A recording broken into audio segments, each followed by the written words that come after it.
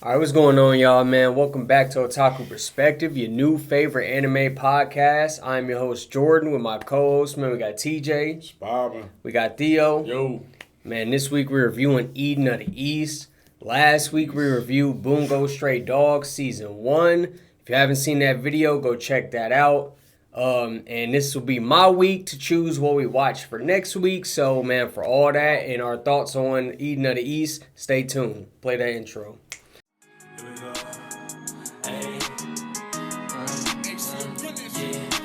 I'm a real spitter, baby, give me all the currency. Ain't nobody in this rap game going hard as me. Tripled up my money, niggas say I got that pedigree. You ain't heard by now, let me introduce, I'm switch from 3. When you see me out, hella gas in rotation. I can't even count all these blunts I've been facing. Told that bitch to get up off my ass, up off my case.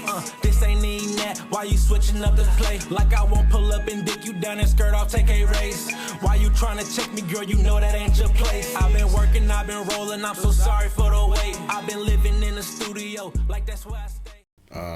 All right, man. As far as me, initial thoughts, I had heard about it, the show. I had seen it on a few YouTube videos that, had suggested it, said it was, like best underrated show. So I was pretty interested. I didn't really know a lot about the plot at all.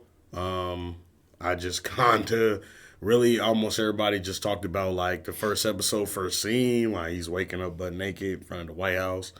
That's pretty much all the information I had to work with. So, okay. Yeah, I was pretty much in the dark on this one. Eden East, I scrolled past it a few times on Crunchyroll. I didn't really care for the first thumbnail scene or the artwork. So me just hearing from last week, this will be watching. I was coming in just as blind as T was. Yeah, second time watch through for me.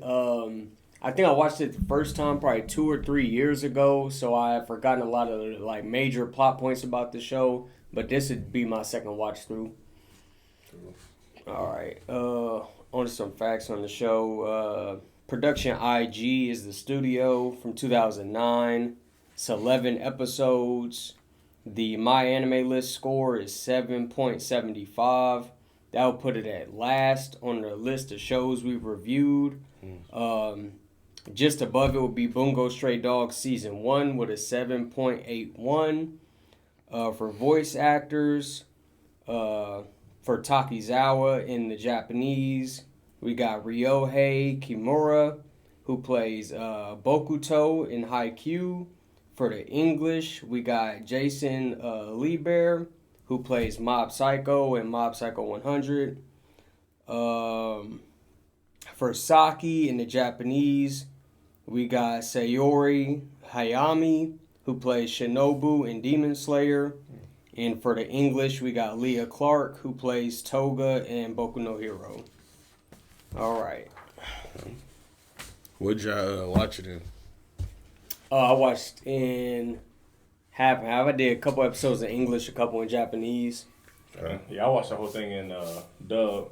Surprisingly, it was pretty good in dub in my opinion. Yeah, I watched it in dub. I enjoyed it. That was pretty cool. Yeah. Voice acting. Anyway. All right, man. Y'all ready? Yep. Yeah. Right, all right, episode 1 synopsis. Takazawa wakes up butt naked in front of the White House with amnesia and a gun. He meets Saki, who gives him her coat and gets tangled up with him thereafter. He reaches his stash house and gets clothes and a passport before burning it down. And then he and Saki head back to Japan. How y'all feel about this first episode, man? What stood out to y'all? What was y'all?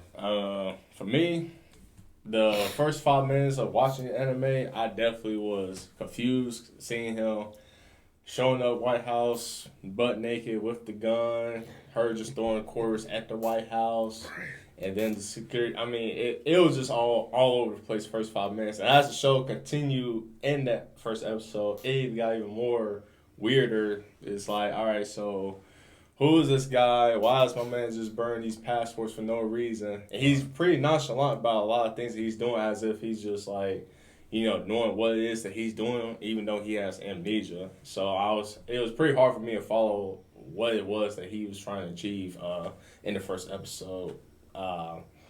The opening, I do like the opening in this anime. It was actually pretty cool in my opinion. The ending was alright at best. I say the styling of the show is cool for the time it came out. It came out in 2009. Mm-hmm. So yeah, it was pretty cool. It's definitely the most mysterious episode I've seen in any anime so far. As far as like trying to follow along with the plot and what it was that these characters were trying to aim for in this first episode. For me. As far as the first episode, I definitely agree with you. I think it was probably one of the more like mysterious like opening episodes I've seen. Yeah. Like first episodes I've ever seen. A lot of stuff did kind of stick out to me, like just the little monologue at the beginning where she had called him like a prince and like a sacrificial lamb. Yeah. That kind of, I wrote that down. I was like, okay, what is that? You know what I mean? Like, what does that mean? Mm-hmm. I'm trying to think. I think like as far as like him having the stash house and like, you know what I mean? Him having like a array of weapons in there and like you said, like just how like nonchalant he was and like how he was able to kind of maneuver around the situation he was in. Yeah. Definitely like intrigued me. And I think like Takezawa is definitely like probably my favorite character in the show, and I think that like it definitely started off with this first episode, just seeing how he was able to kind of like how he carried himself and how he was able to really move. You know what I mean? He was, you know what I mean? He thought quick on his feet as far as like getting away from the cops and like we saying like burning the passports and like just creating diversions and like. Yeah.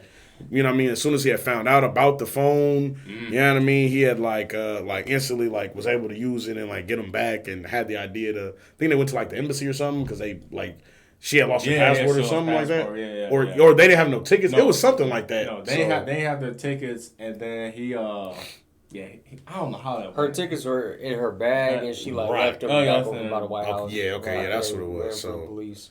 So, I thought that, just seeing him, like, move quick on his feet and just, you know what I mean, everything, like, how he was moving and, like, him having the array of weapons and all that type of stuff, it definitely, like, intrigued me. I was like, okay, like, he don't remember nothing, but I just, like, got a sense that, like, before whatever happened, like, he was a nigga action, like, he was doing something, you know what I mean? Like, he wasn't lollygagging around, he wasn't, like, being, I guess, inconspicuous or, like, I don't know, you know what I mean? It just gave off a feel like an agent or something, you feel me? I'm like, okay, he didn't put in work. Right, yeah, just to tag along with, like you said, the ammunition, cash that was in the closet was weird. And I definitely know it was a scene in this where he was running around with no clothes and he had no pants on. And he randomly went up to a guy and was like, hey, pants. Right, and paid him for his pants. Bro, like, I'm like, what? Hey. I'm like, okay. What world is this that they just casually just say, yeah, let me just take my pants off for you, buddy, and just, we go about it. I'm like, okay, that's kind of, that's weird to me, but all right. In fact, my man Flash, the female police officer. Yeah, that was crazy. I said, not only does he have nerves of steel, man, he got balls to match. Man, she like, hey, I think I need to, is this you naked? He like, shit, you tell me. I'm like, yo, this nigga's wildin'. Man. And she in her blushes, she like, and then bro had said something crazy. He was like, what'd he say? He was like, yeah, man, it was cold out there. I said, yo, this nigga is crazy, bro. Yeah. No, that definitely was fried, man. Yeah, definitely. It was definitely mysterious and Kyle said enjoyable episode for that point. Was the opening in English? Yeah. Yes, it was in English. Okay, I had that in my notes. I couldn't tell. I thought it sounded like it was in English, but I couldn't tell like 100%. Now the ending was in. The ending Japanese. Was in Japanese. Yeah, I like the ending song more. But the opening was okay. Okay. The OST really stood out to me in this episode. I don't know. I forgot what song it was, but like they was playing a song in English in the cab when he gets out the cab at the very beginning. Oh yeah. There's another English song that comes on like a little bit before the flashing scene. But yeah, the art, the animation, all look good to me starting in this first episode. And yeah, you guys pretty much touched on it. Definitely did a good job of like. Building a lot of mysteries, because I mean I even had like a bunch of questions even at the end of this first episode. Yeah. There's a mystery with the phone. At the very end of the episode, we see like the missile strikes on Japan. So there's the mystery of like what's going on in Japan, the mystery of why he wiped his memory. We see like the guy who ends up being like number 4 on his phone in the car at the beginning. So that's a mystery. Like, who is this guy? And then they kind of make a point to like touch on, was he a terrorist or whatever? Like, what was his job before he wiped his memory? So that's even another question that they put forth in this first episode. So definitely a decent first episode. Does a good job of like building intrigue and setting up a bunch of mysteries and questions to be answered in the later episodes. Mm-hmm. Yeah, no, you're definitely right about that. I had plenty of questions after this first episode. Yeah. Even still going forward, I have questions. Right, yeah, oh yeah. All right, y'all ready, man? Yep. All right, but episode 2, Takizawa finds out he is the 9th member of something. He has an assistant, Juice, who can grant seemingly any request using a balance of over 8 billion yen. He and Saki decide to go and get some tea together before parting ways. Takizawa is then approached by a cop, Mr. Kendo, who also seems to be a member of the same organization with the exact same phone as Takizawa. How y'all feeling about this episode too, man? It was a nice episode. We got some answers to like what was going on. Seeing like you had kind of hit on the fact that they have like this huge supply of money. The phone at this point seems to have almost like supernatural wish granting powers. We kind of get like a line of dialogue that kind of hints at that maybe what they're supposed to be doing with it is something that will better the country. Right. But that's not confirmed. We just got like one line of dialogue to hint towards that. But it was a good episode. We started to get some of the answers. Yeah. I just wrote down number 9, which is what they reference him as in the secret organization called Celasal. So I was wondering, like, is this secret organization, like, is it a terrorist group? Is it like a group that's supposed to help the nation? But if so, how do they go about? And I was trying to figure out what was the story plot of this whole thing the whole time. And also, is Saki, is she's going to help him regain his memories? Because the whole time he's still trying to figure out what it is with his memories, like what he was before and what it is that's current in front of him. How is he a part of it? Right. And then Saki, for her, I mean, I thought Saki was a cool character. When they started introducing the other supporting characters in it, I mean, none of those struck out to me that wanted me to gravitate towards them as far as learning more about them.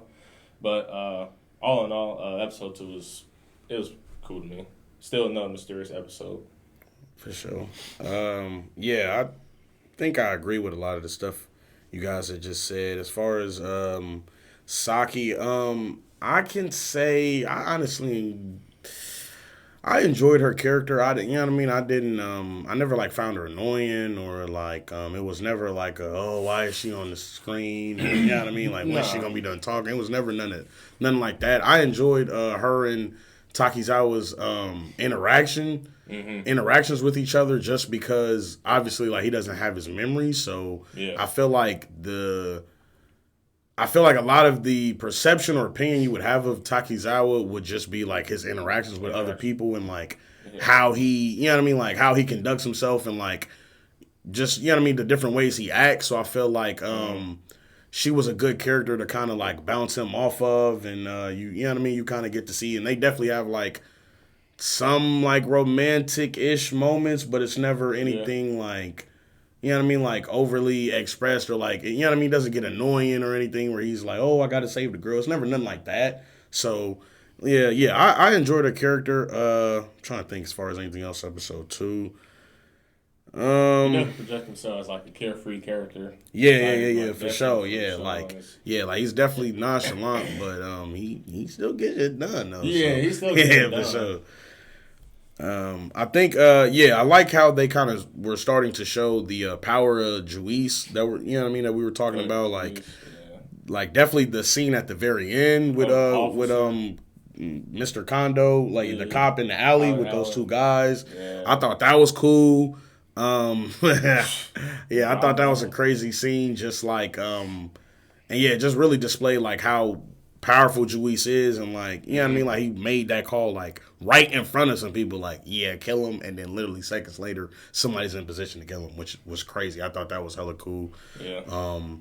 But yeah, man, kind of like I said, it was just, you know what I mean? It kind of answered some questions, kind of gave a start of the plot. Like, all right, we have these phones, you know what I mean? We supposed to be better in the country, saving the world, I guess, you know what I mean? But it's still a lot of mystery as to, like, you know what I mean? Obviously, like, who is he, like, and what's going on. Mm-hmm. For sure. Yeah. Good? Oh, yeah, that's all I have for this one. For sure. All right, man. Episode 3. Takizawa learns he purchased a shopping mall to live in. Mr. Kondo comes and robs him of his phone out of his theater. Before bleeding out the next day, Mr. Kondo tells Takizawa that he rounded up 20,000 men and supposedly tried to kill them. How y'all feel about this episode 3, man? The CGI in this episode was so bad. Oh, really? And throughout the whole series, it's really bad. But this was my first, like, definitely like just like sight of, and then specifically, it's like when it's used on like background characters, you'll see like walking background characters, and oh my god, I do. That is my it is nitpick on that. horrendous. When shows do it, it's like It's oh my gosh, yeah, it's bad. That's crazy. I definitely noticed that, and I wasn't sure. I was like, "Is that CGI or like is that just for me?" I was wondering. I was like, "Why did they animate that like that?" But nah. Now that you said that, I'm like, "Yeah, I definitely remember that." Yeah, definitely some questions with this. I was like, why did he just let him like come into the house or the mall or whatever, Right. and then like instead of thinking like, oh, he's gonna have ill intent. He just like, hey, I lost my memory. Let me ask you a bunch of questions. Right. And then of course he just gets his ass beat because, well, the dude just be here to help you. Like he's out for his own selfish reasons. And then towards like the second back half of the episode, I'm like, so he like calls him and tries to meet up with him. And he leverages like, hey, I got your cop badge. Yeah. Right. I'm like, can he just get a new badge? Like. I didn't really understand him trying to use that. Yeah, I see what you said. Well, also he needed him there because he couldn't use his phone type shit. So once he realized that, you know what I mean, he like, I'm gonna have to run into this. Like he was looking for him, and then he called him. That was Friday. I do like the English in this episode. It was just funny to me. My man was just like trying to get the phone, and then she was like, "Yeah, it needs fingerprint." Son of a bitch! I was like. Yeah, I was like, why wouldn't you confirm that first before you even go through all the trouble of like trying to steal somebody's phone? Yeah, right. And I was just and I definitely was thinking that like, isn't like, wouldn't there be a way of, you know what I mean? Like, wouldn't there be a way of like, all right, I'm gonna sell a sow, you know what I mean? Like, I'm more ruthless, whatever. I done captured this person, or I done took this person's phone, or this person done agreed to work with me. Like, you know what I mean? There's no way to like combine funds, or you know what I mean? Like, I can't be like, hey, Juice, I got his phone. He's gone. He's dead. Give me his funds. So I thought that was definitely like kind of like a weird, I won't say plot hole, but it definitely was like an interesting limitation to put on it, I guess. Yeah, and I definitely was asking, I'm like, why, can they not use the phones on each other? Or it's like, why did he resort to just like beating his ass and taking his phone? Couldn't he just like use Juice to like, hey, kill him and I'll go grab his phone or whatever? Yeah. So I didn't know if that was gonna ever be addressed or not, or if there was a reason why he like resorted to like, okay, I'm gonna just do this the old fashioned way.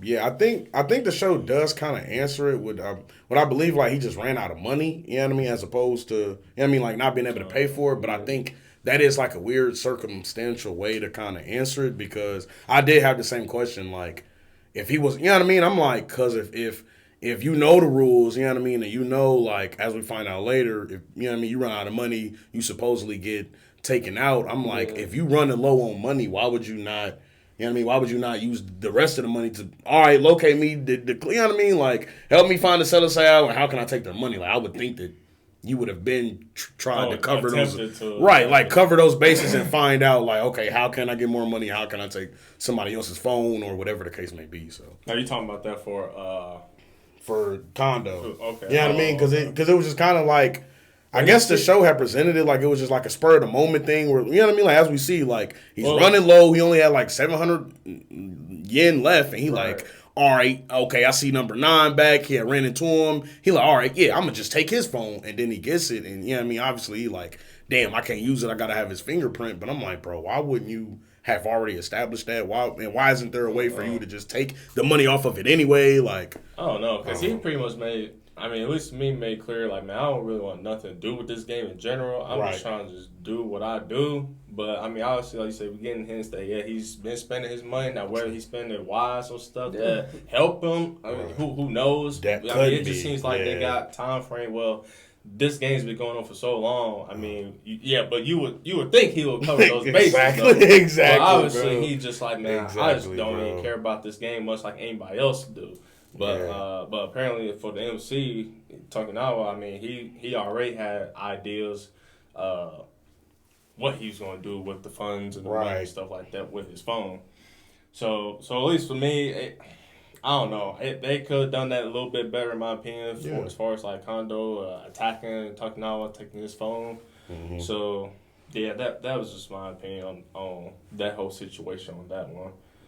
Yeah. The again, this episode, as I was watching it, I was still, I don't know, it was still a casual watch, and it was good enough to have the mysterious side of it to keep me watching and want to know, all right, what it is about that Tokunawa was going to learn at the end. You know, because we learned, he held like 20,000 people. We see the little scene where they say, oh, I'm going to kill Tokunawa. All right, so was he like an evil guy? Or he don't seem that way, but what's going to trigger him to actually reactivate those memories? Like, oh, I used to be, doing this stuff to people. That's why I got the weapon cache. This is why I was this and that. So that was my opinion on that whole episode. The ending, I didn't think he was actually gonna die, the detective, towards the end.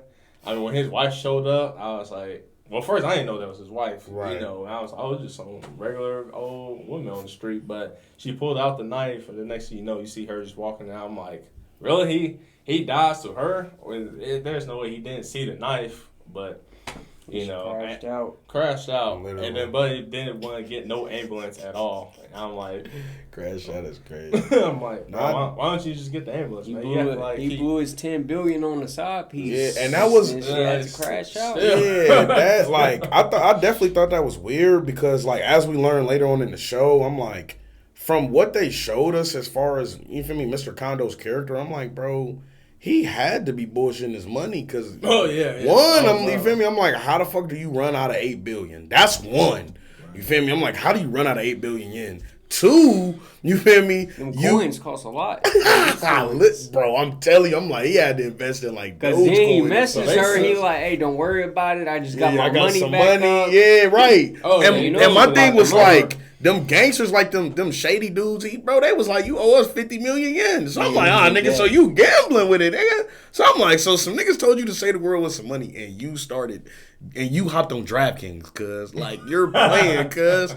And I thought it was weird that, like, they kind of, like, all throughout the show, they, like, kind of play with this idea of, like, there being, like, a supporter or, you know what I mean? There being, this, like, Selisao that has all the same abilities, you know what I mean? Like, all the same privileges as them, but is like overwatching everybody, and they literally make a point of like, if you're being selfish with the money, nigga, you're going to die.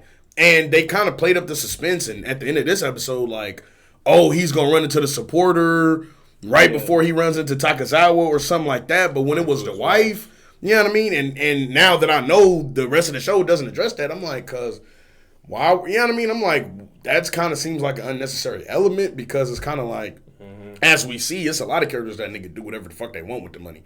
And there's no repercussions to that. So, I don't know. I just thought that was, like, definitely weird, bro. Like, now that we was talking about it, I'm like, that shit's definitely weird. The rules are kind of, like, a little shaky. Because even when I'm, like, and they talk about if you try to, like, run away or, like, not participate or you leave the zone, I'm like, bro, this dude literally wiped his memories and went to America. How is that not breaking any of the rules? Bro, captured some niggas and went to Dubai. And when he came back to Japan, Juice on the phone was literally like, you have now re-entered, you know what I mean, like the operational zone. So like, you know what I mean, like now I can pull strings for you and do stuff for you, or now you participating in the game, you're now where you're supposed to be. But like you're saying, I'm like, cuz this nigga was just not there. So how is that not breaking the rule, bro? I don't know. He outside of the supporter. This nigga on Call of Duty and he's on GTA out of bounds and the timer done went down and the nigga is still going.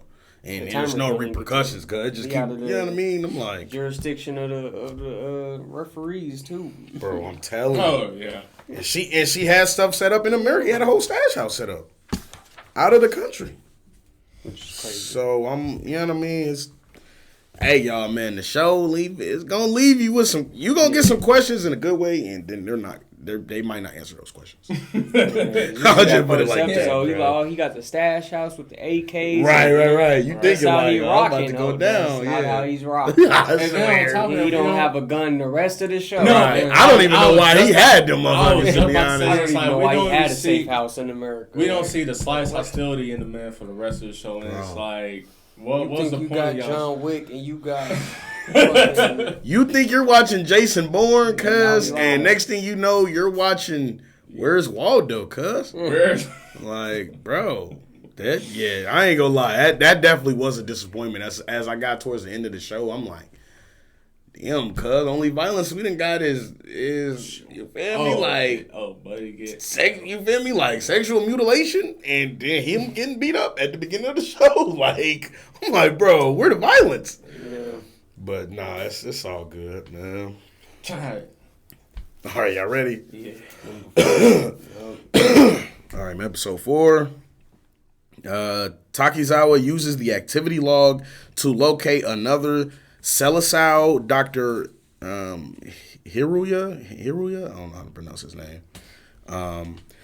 The doctor. Let's do it like we that. know what you're talking about. Right. The doctor fills Takizawa in on the rules and penalties of the game after confirming he is not the quote-unquote supporter.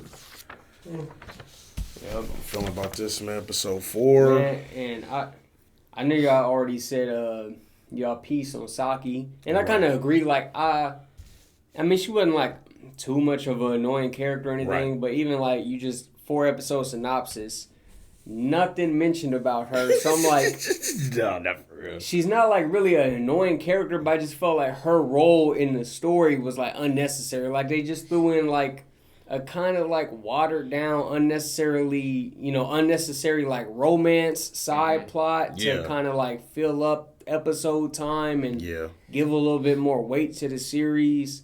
So that's kind of what I thought. I know like some of her friends become kind of important to the plot later on, but you could have introduced characters like that in a different way. Mm-hmm. So I just like, my whole thing with Saki was like, she wasn't an annoying character. I just felt like she wasn't really necessary at the end of the day. And then even with that, it was the romance plot line or subplot wasn't even done well. So it's like, and a lot of it is in these like first 3, especially like episode 3, and then it carries on to this episode. That's the only reason I wanted to mention that. I agree with Jordan on that one. Saki's character, like I said, Saki's character was cool, and even when they got back from the U.S. and you see the group is in the car and stuff, I'm like, all right, so we're gonna see more of them, but we don't really see them until like 5-6 episodes later. And did she have somebody supposed to come pick her up? Exactly. Right? Straight up. And then no, she was. That is dude crazy. in the car, I mean, it was supposed to, I guess, her boyfriend, friend, whatever that love interest was, and then he was hoping he was in the friend zone. Yeah, straight up the whole time. And then Takizawa and her, we get like this boring scenes of them because at this point I don't know what importance she has to him exactly, because it was like, is she going to anchor him down? So for what? Because it's not like my man having it's not like hella violent or extremist or anything. No, so it's like, what is she really? It's none of that. Yeah. So I mean, I wish, like Jordan said, I wish they did the side characters or even the romance subplot a little bit better, but did it in another effective way that will mean something in this first season. Because, I mean, it could have done a little bit better to me. Yeah, I feel like me personally, like, I definitely agree with you and Jordan. And, like, to Jordan's point, like, as soon as you said it, I literally had the thought, like, Saki, like, and, like, Theo, you're saying, like, I feel like she was, like, a good display of, like, just, I guess, what a, you know what I mean, like normal average person in that Japan would think and feel about the stuff that's going on. But she's not really necessary. Like, and like you said, like the romance subplot wasn't really done well. Like Saki could have been Sakimoto, cause it could have Saki could have literally been like, done a better job, bro. Saki literally could have been like a male character, and they could have just been friends. You feel me? And the same plot could have happened. Saki could have not been there, and Takizawa could have just ran into the president of, you know what I mean, Eden of the East, and like, you know what I mean, somehow like through just chance, like ran into him or helped him, and they decided to, you know what I mean, like work together, and we would have had the same plot. So I definitely feel you. Like she was effectively like unnecessary now looking back on and this. Even to like, and I don't want to get into it too soon, but even no, her friends to an extent were kind of unnecessary because everything he learns about his past somewhat through like pants and friends, he just gets told by number one at the very end. Like the dude just doubles down and just tells him. So like he was gonna tell him anyways. This dude was trying to find him to recruit him. So yeah, but number 4, man, come on. Number 4, yeah. Hey, I don't want to stray too much off, but it's just crazy that we just started going on that because it's the truth. Like, as you definitely raised a good point, bro. Yeah, for me, I mean, episode 4, I just wrote down he selected to be a nation's savior, but why wiped his memories? If that's what he's supposed to do, what was his past that he's so afraid of that was like so detrimental to him that he had to do that? And I was also wondering, is it because of the purge he pretty much committed to his 20,000 slaves that he had? The action he took was so immense they overwhelmed him. I just had questions on, at this point, why wipe his memories? You know, and I was just kind of assuming were those actions the cause of him wiping his memory. And the power of the phone, I mean, you guys mentioned it already, but at this point, I still had no understanding of the power that the phone had. But if it was used in a misleading way, what would be the repercussions of the users? I would think that there would be something if there was one. Right. But it seems like that there was no law exactly for them to use their power. So they could do whatever. They could order a missile strike. They do whatever they want to. Yeah, you know. But I didn't know if it was like against the game that the owner made. Like if it was in a way that he was like not seeing fitting, what would be the repercussions to the user? Where they just automatically send a supporter to them and be like. You know, you're out the game. But to that thought, you feel me? I'm like, as the show goes on, you see, like, niggas do whatever the fuck they want. Like, that happens. Yeah. But, I got that down, and the scene annoyed me when he got to the doctor, and the doctor was like, you gotta take these pills, man, it'll help you out, and it literally drugged him. It's like, bro, why would you take that? Shit coming, no way, bro, that just didn't make sense to me, you know. But then we get further detail of what the game is he's in. He, regardless he wanted to be in it or not, he's in it. So, yeah, that's pretty much all I got on this.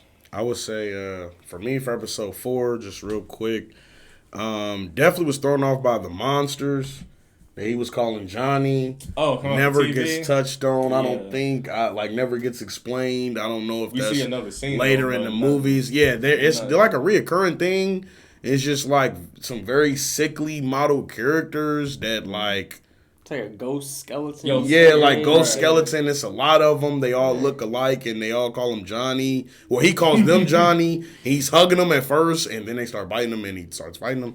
Definitely weird. It just threw me off. I had to write that down. My theory on that one was that those Johnnies were all the people he had locked up. That's why. Okay. It was I all can see maybe he was like, that's his hallucination. Okay, got you. Okay. I'm okay. I'm with that. That's just But I'm like, but why? And then it's never fully explained. So like everything else in the show, like so PTSD or like some lingering feelings about like the whole situation, how it ended up with them. But it was still just a weird sequence. Scene. Yeah, he like fucking jumps off the edge of the highway. Like Superman. Right, no fall damage. He only jumped off the ledge, and there's like, hey, bro, they talking about him, and he's like, oh yeah, y'all talking about this movie, and like, what the hell, bro? You was just in a whole nother. That definitely. They start coming out the TVs and stuff, start looking on them. I'm like, bro, yeah. what is going on? Hey, freaky, 69 guy, which I got going, man. But nah, that was weird on episode 4. The rest of the episode though, I did enjoy. I thought that the doctor, I put that he really did help people, and I feel like the town in in Japan that he had made, like his like utopian town. I felt like looking back on the show, he probably had like the best use of the money. Like he created like a self-sustaining utopian town that like catered to elderly and like like they basically could get like care and their families could basically like work in proximity to them and their kids, like grandkids could go to school with them and stuff, but it was all like self-containing, and he literally was like, yeah, I spent a lot of my money building this and then spent a lot of my money creating laws so that, this won't be like interrupted or changed or like heavily like commercialized or like perverted if I'm gone or whatever the case may be. And then, Takasawa was like, damn, bro, you just bought a bunch of bribes. He like, hey, bro, shit, bro, you want to get some laws changed. So I thought that was cool. But, he definitely was scared of the supporter, and he ended up getting popped. And I wrote that down, like, how did this nigga not win? And he ended up getting popped. But now looking back, I'm like, I don't think that was the supporter. I think that was just another Celestial that we get introduced to later. So, think so? I thought it was number 1. Oh, no. You feel me? Like think about it. Think about how the number 1 look and how he acted, and think about when you first seen the dude in the shadow in the suit. You feel me? At first, I'm like, dang, who the supporter? But now thinking back on the show, I'm like, nigga, was that just that one Celestial that was on bullshit with this nigga? Right. There is a scene that when we get to that point, we'll talk about number 1. Yeah. Which is why I was like, you can introduce him later, but so like I said, just looking back, circumvently, that shit really was like an unnecessary plot point. I feel like it's never touched on. I don't know why they did that. Any Takasawa downstairs was like checking the log, saying, right, the fuck, I'm like, oh, buddy's about to die up there, man.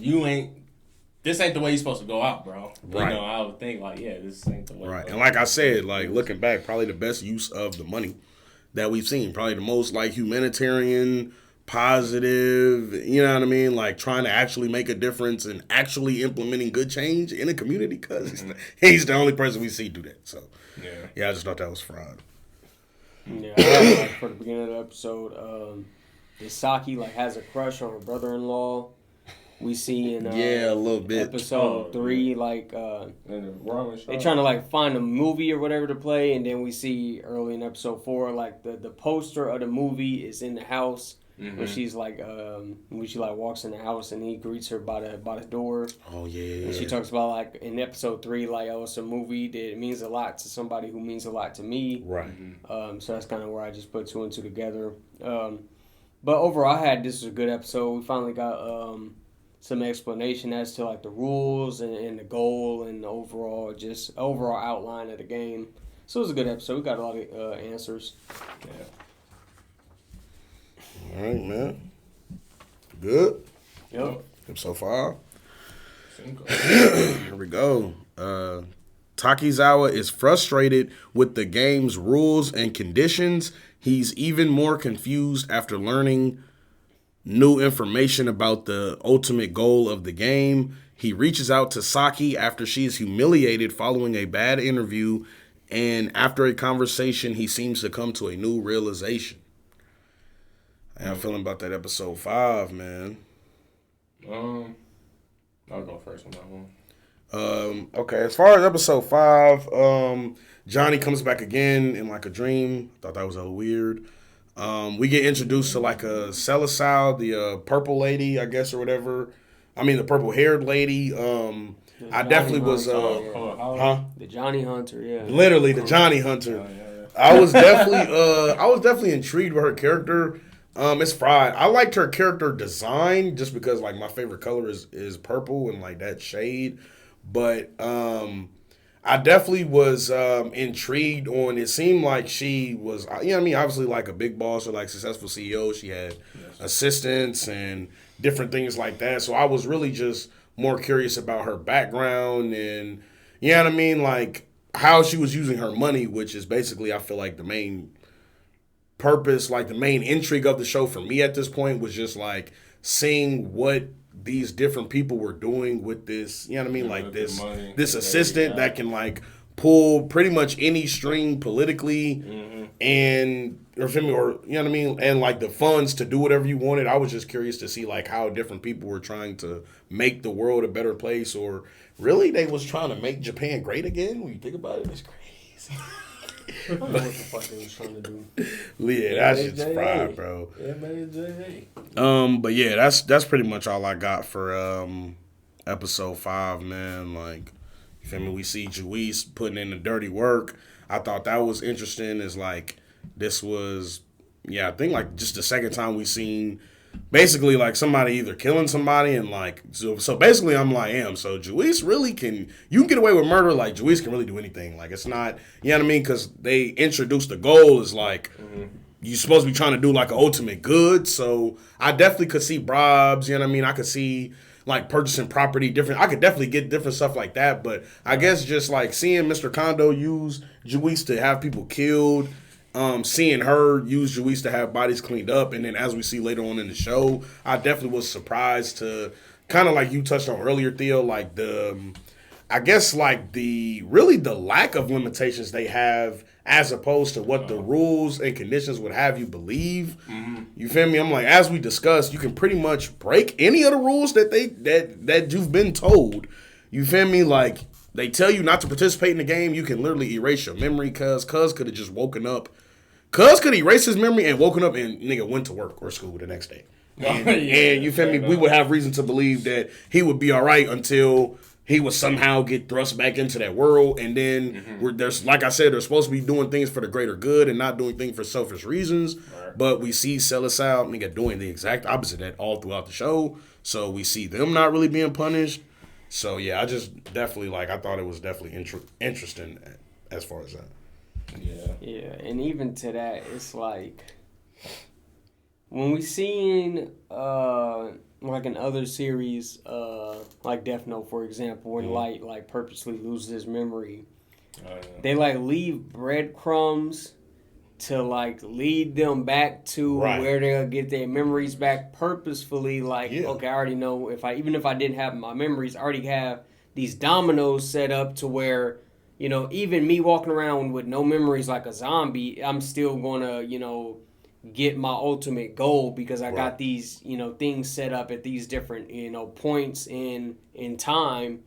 And it's like here, like you said, he could have just went to fucking McDonald's because he like, there was really nothing set up that would have pushed him back in that direction to like returning to Japan and all that. But I don't know, it just seemed because he's like, what does he look at his phone or something, and that's how he like sees the address that he goes to for the safe house. Well, he basically comes to with the gun.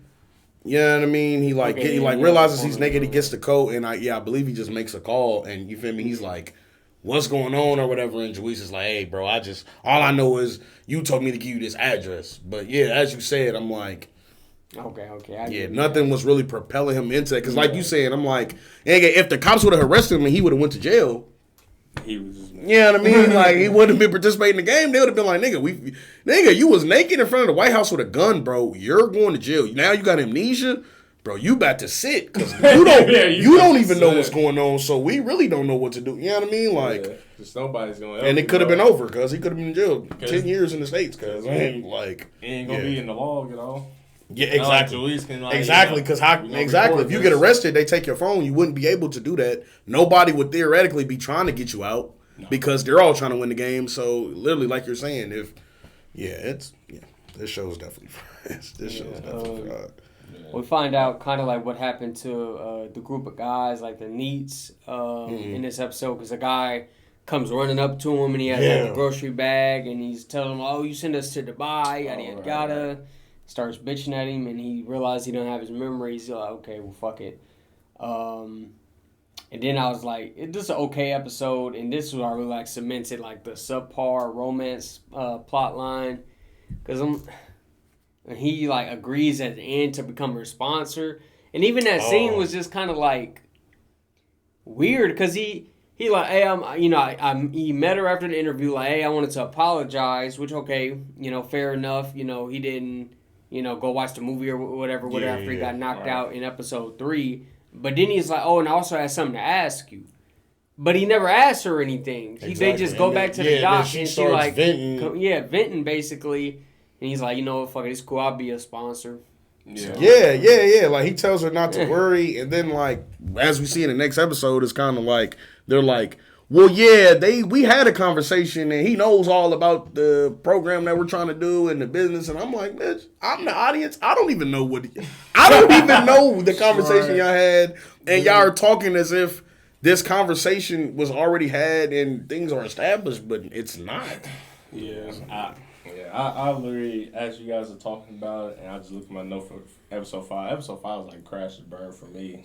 it just didn't do it at all, man. Even with the story switch from Takiyawa to Saki, and we see her going through the interview, and as I was watching, I'm like, what is it that she even trying to accomplish? Like, I was paying attention to the show, but it's like for her character to just add on and not trying to like demoralize or degrade or anything, but she just wasn't the character I like in this show. I mean, I didn't understand why she was there, what it was that they were trying to pertain to. I mean, yeah, we know that she's in a group of people that were trying to get jobs. She failed to arrive on time for the interview. She apologized, and they told her, no, we're not going to accept you as our new employee. Right. It was just crazy that they embarrassed her like that, and then the whole bathroom scene, and then her she was sitting there for an hour. Yeah. I'm like, man, there's no way. If I had an interview, and after the first question,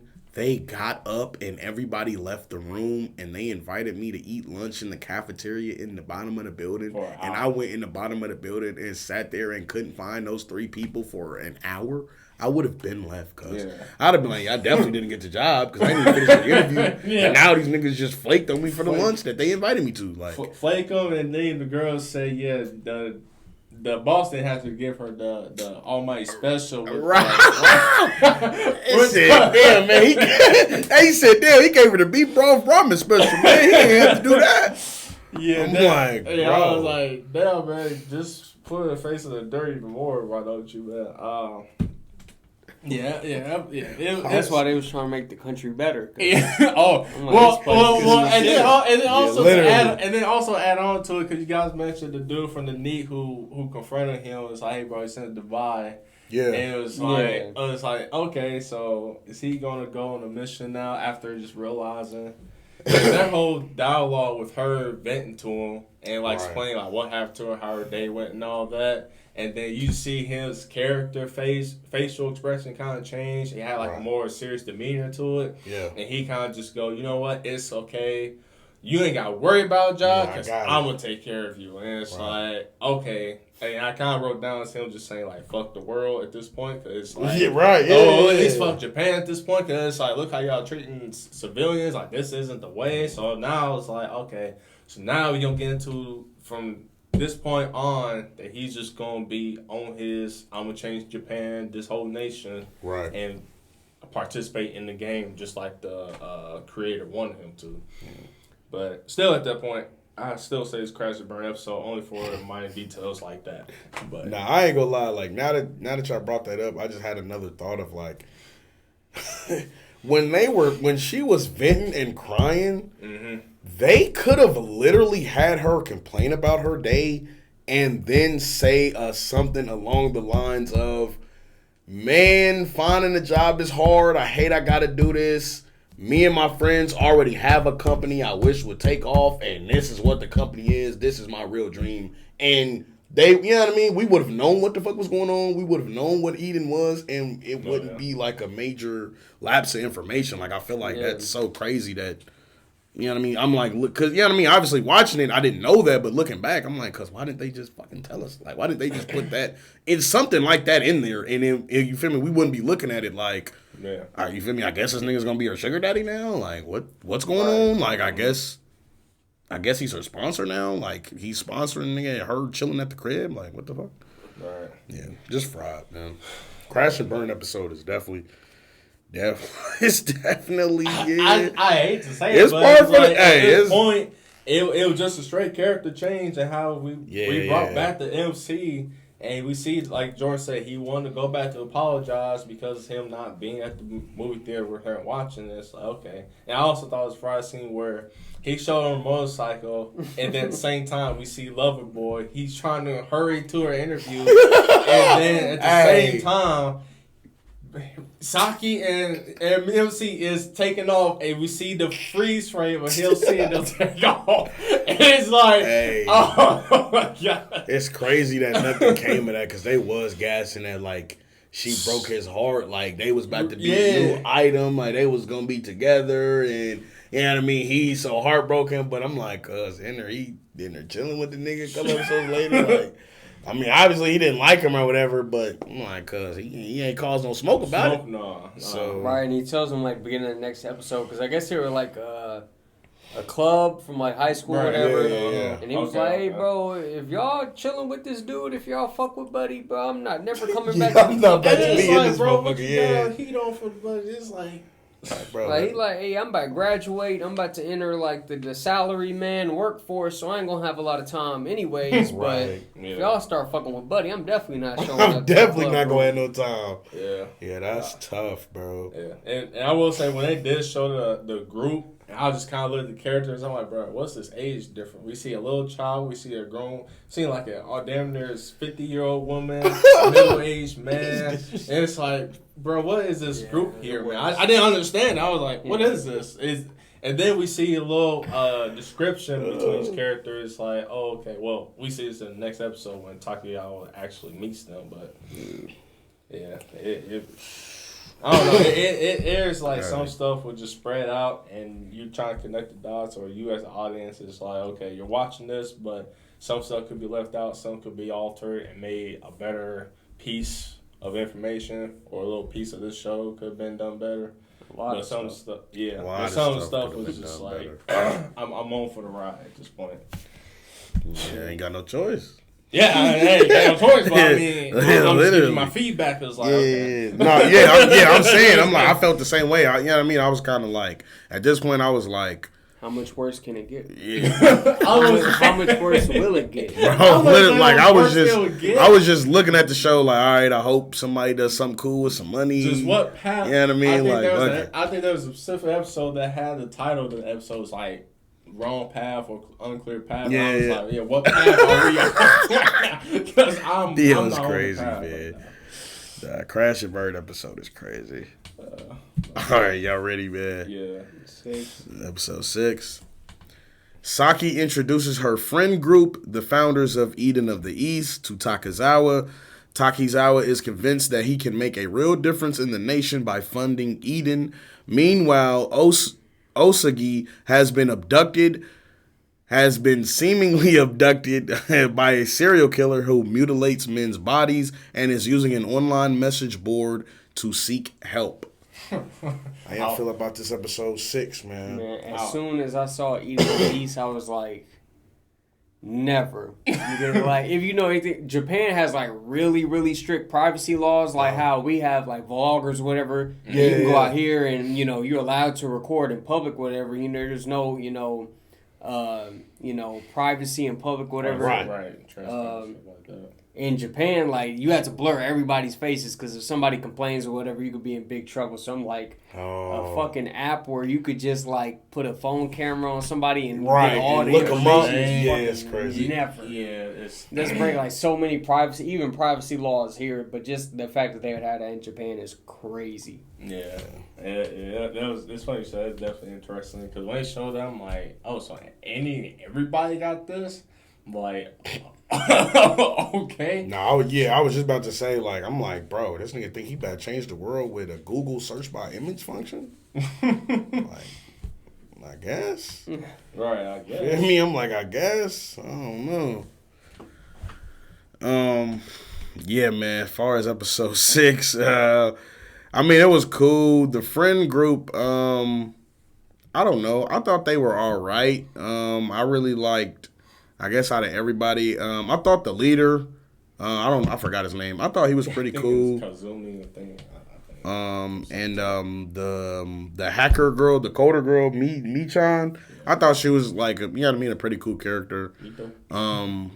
Right, Mitan. Yeah. But other than that, everybody else was, pretty forgettable. Like, I will say they, they have, I guess, like, somewhat relevant roles later on in the story. But as of right now, you feel me? I was just kind of like, okay, like, this would be cool. I guess. But I didn't, I don't know. Yeah, this episode was okay. I don't have much for this. I just said Loverboy falls short again in the show. My man goes missing, out drunk, Literally. And then we see our girl Korha. She's out front. She sees him, and just I forgot what she said, but it's pretty much just like just men. Pretty much is what she was saying. Right. And as the episode progressed, I think I should have wrote more of it.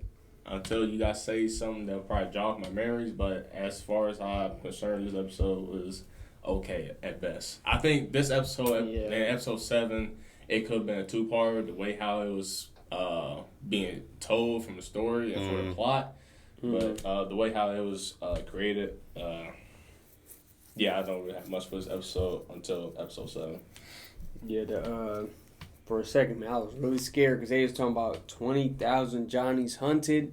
Mm-hmm. Yeah. It's kind of like getting the two urban legends mixed up or whatever. Yeah. I was like, sheesh, putting in work. Oh. I thought the same thing. I was about to say, damn, how long she been selling sandwich, huh? Crazy.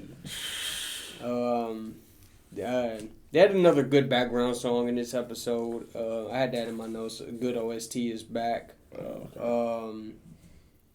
I was like, how is this dude taking pictures and uploading them to a forum without even looking at his phone? Like, right. I was like, taking the pictures maybe, but now they're like, oh, they're on this forum and on this site that Buddy goes to, and here's a picture of his backpack. I'm like, all right, bro.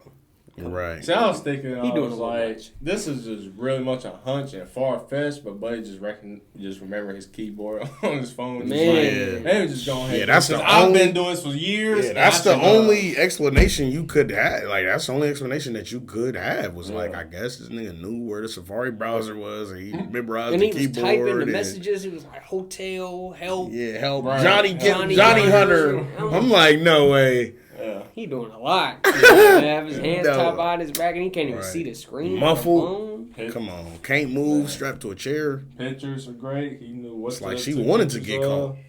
Yeah. I'd have just killed that nigga before I left. Bruh, I'm like, you leave him in the room the whole day is crazy. Yeah. Yeah, definitely praying for that boy in this episode. Hey, boy. I guess.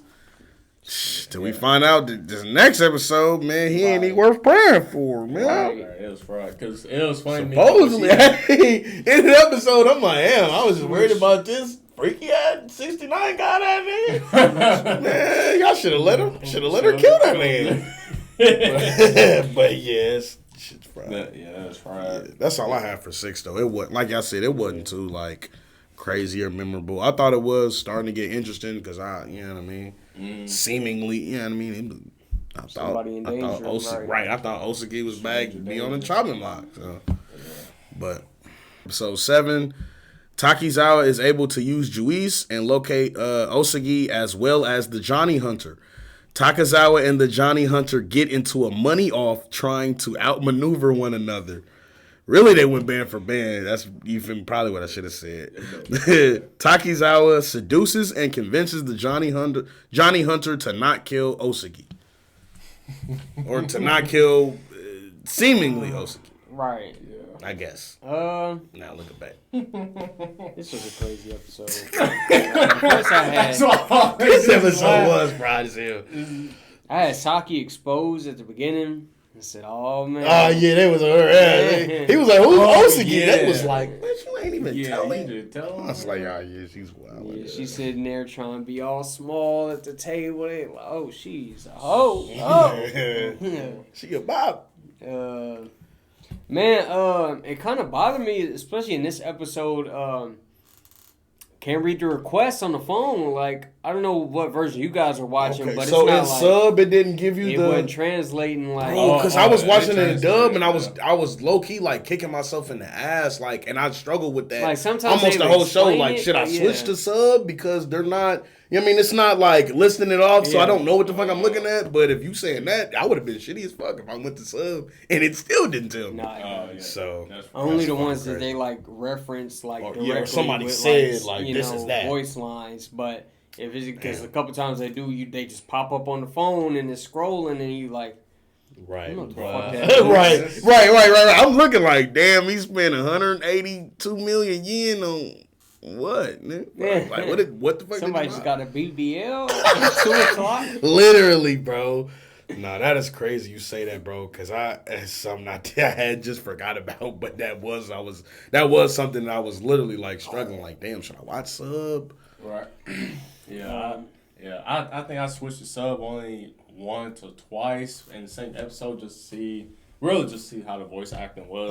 That's just all I did. I didn't see that in depth whether the dialogue from the phone will actually pop up or not. But that's a good thinking for future episodes. Yeah, because like a lot of shows usually do that, like in sub, it'll, you know what I mean? And like, you know what I mean? Like just shows I've watched on like Crunchyroll, like non-anime, like older shows or whatever, when you watch it in dub, they don't translate it because there's no closed captions or subtitles or anything. So you feel me? It is times where I'm like when we was watching Nana, you feel me? I could watch the episode in sub and it would pop up the text. It would, you feel me? Have it written out. But in dub, I didn't know what the fuck the text said. So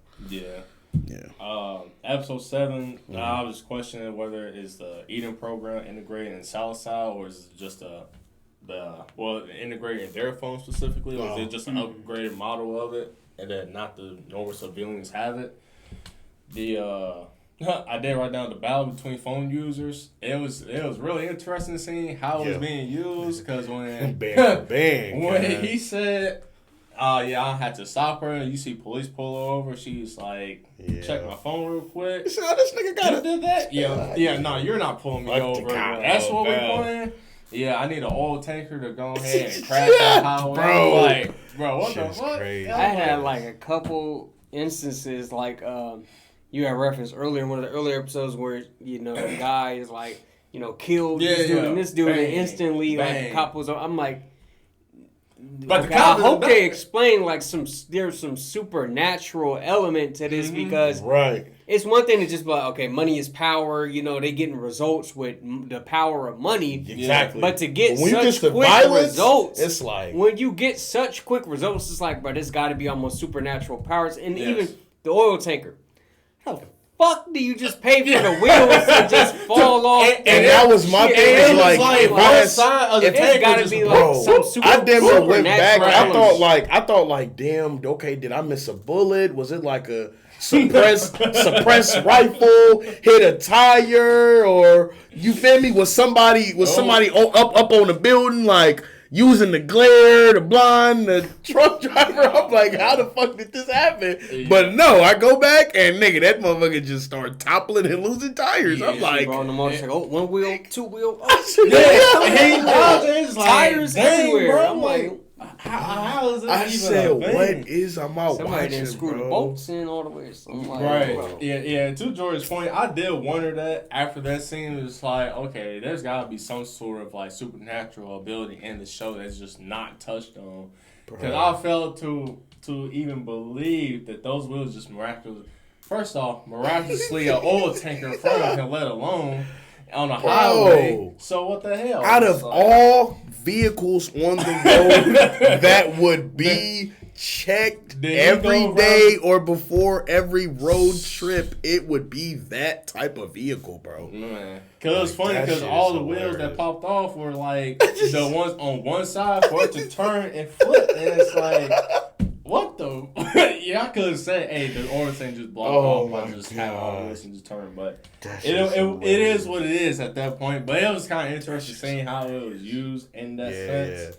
I will say I thought it was cool that like we said, like I just thought it was funny. I'm like, damn, these niggas is really going bed for bed. Like, you feel me? He's basically like, okay, Osagi's at the hotel. I don't want the police involved. I don't want other people getting called. This nigga done bought the hotel, like evacuate everybody. She show up like, he bought the hotel. Shit, I bought that shit for $200 million more in 5 minutes. I'm like, damn, cuz what the fuck are they on? Yeah, you got you thought your flex was big? Nah, Right. my flex was even bigger. Yeah, episode 7 is pretty fried, man.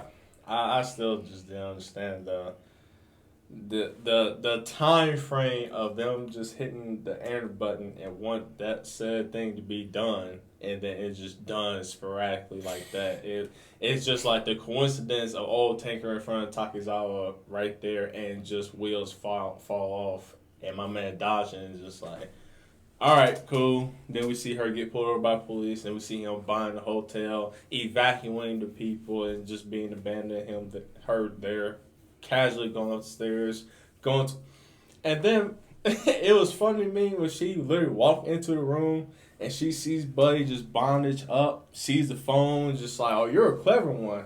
Goes into the drawer, pretty much is like getting the cigar cutter. It's like, it's time for Johnny. It's just like, bruh, come on, man. There's no way. There's no way you got that hard on just to do what you want to do. But, it's so be it. But just like what T said with the whole, or T and Jordan said about the whole supernatural thing. I mean, when I saw the wings coming out of her, I'm like, well, the way the camera angle it was, I thought it was going to be like horns on her. So I was thinking, like, this is succubus. Like, where is this whole shebang is going from? So, but then she gets her wings and she flies off casually. So I hope at some point they explain that, or I better see another character with a supernatural ability or power or something like that. But we don't get nothing like that up to this point, and later on we don't see that at all. Episode 7 just wild to me. And then the group of the Eden and the East then realized that, oh, maybe that wasn't our buddy. Even she said, like, I don't know what made y'all thought that this was him, but that's not him at all. Until they had a conversation like, that's your bag there. You are usually on this farm for single men that's like dying to find someone. And he's just getting pissed off. Just, I can't believe y'all think that of me. It's like, bro, how could they not just say, hey, man, let's just pick our phone and call him and see where he's at, see if he's all right, because he's been missing. Like, So that there's a lot of questions of things they could have done differently in this episode, but they just made it like a spoof episode to me.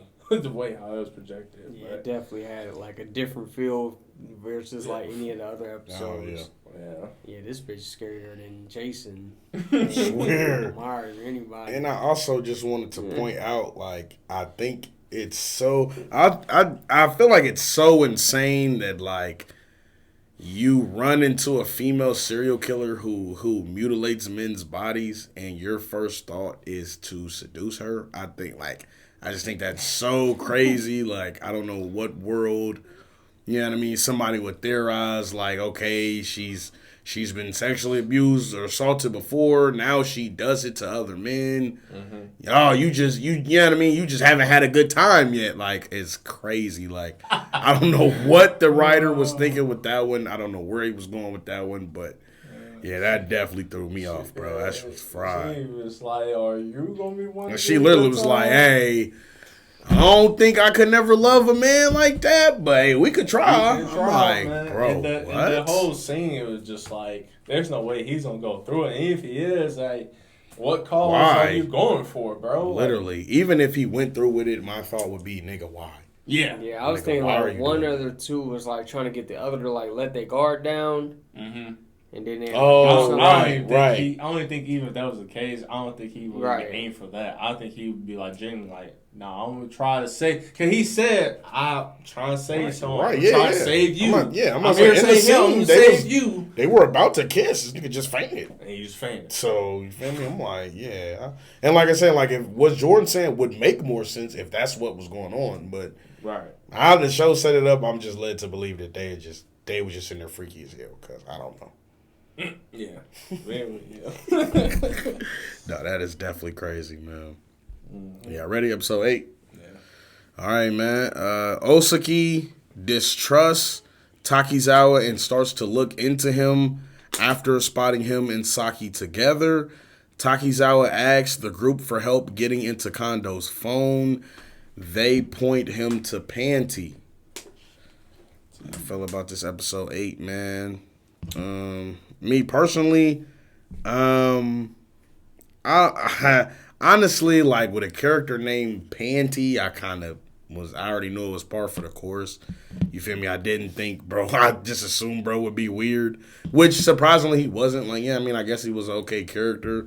I definitely feel like it's fried that Stick only had one pair of pants.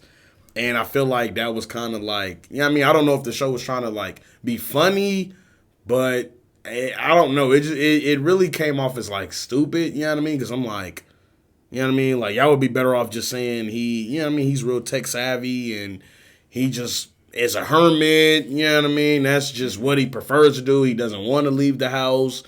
Then I could get it, like, okay, them trying to convince him to come out or whatever the case may be. But, like, this nigga actually needing a pair of pants to leave the crib is crazy.